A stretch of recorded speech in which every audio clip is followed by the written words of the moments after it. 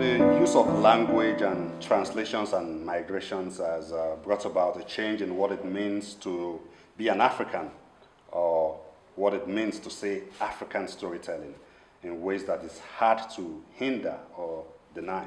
The writer's commitment is to truth, just like the actor's commitment is to truth. When I talk about truth, I'm talking about the credibility of the story. I'm talking about conceptual relevance, emotional relevance. It's that thing that connects with the audience on certain intimate levels. If you write a story and some people think you are writing about them or about someone that you know, now that's the kind of truth I'm talking about. Intuition is very, very important. Intuition is very important.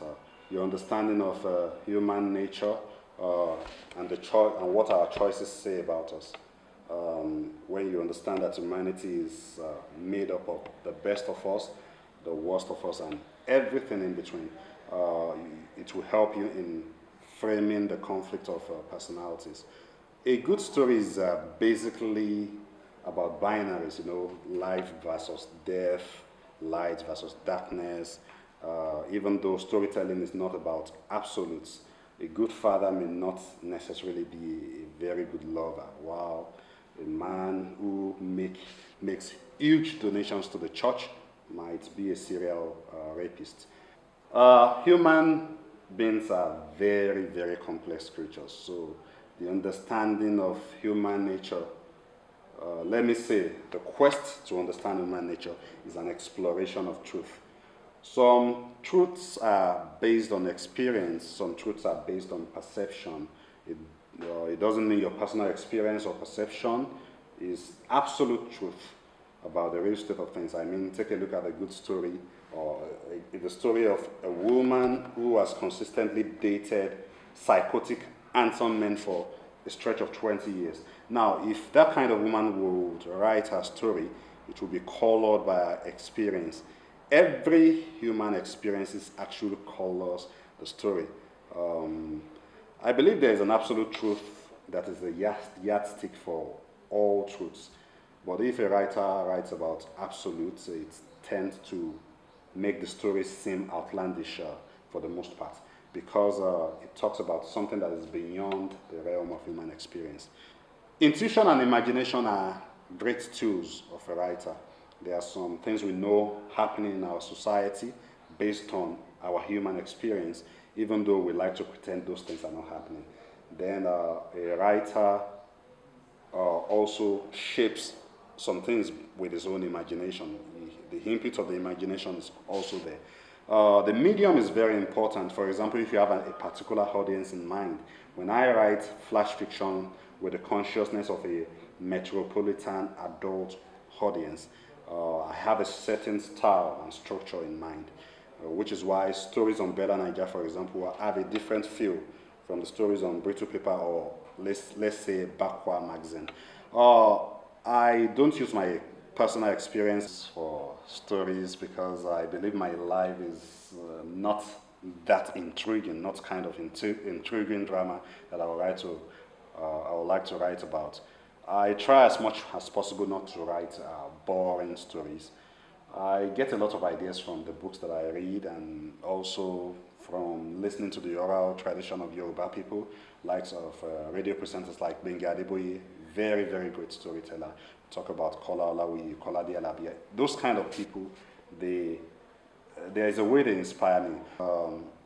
In a certain context, if you want to write based on your experience as an African, for example, in a small town where culture is highly regarded, if you write something and it is read by an European or American audience, you might be classified as a writer of science fiction or fantasy.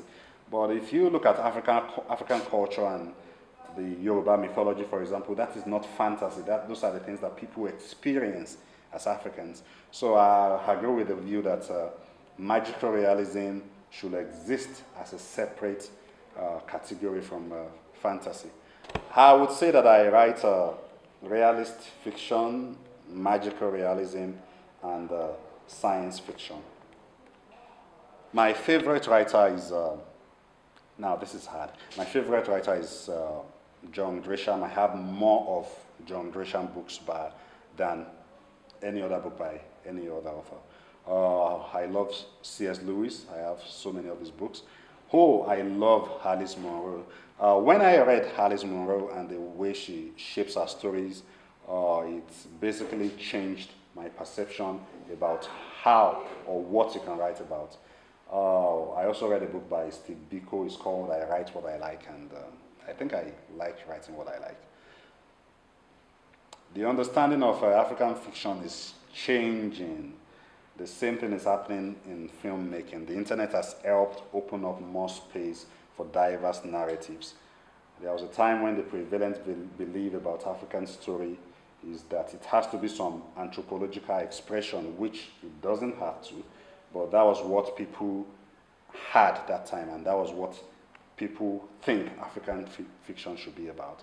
The 21st century African is in no way like the African of the colonial era. You know, the 21st century African is in a much more bigger village called the global village.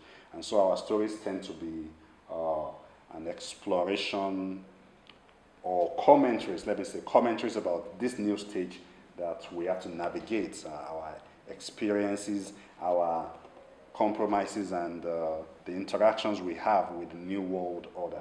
The changes and the negotiations and the compromises and the questions we ask. Now, those are the things that an African grapples with in this new age. This makes it impossible for any reasonable person to have a rigid definition of what an African story is, even though we might have preconceived notions of what an African story should be about in our minds. But if it's about Africa, if the heart and the soul of the story is about Africa, and if it is written by an African by blood or by birth, I believe it's an African literature. Every story is basically valid if the writer is excellent.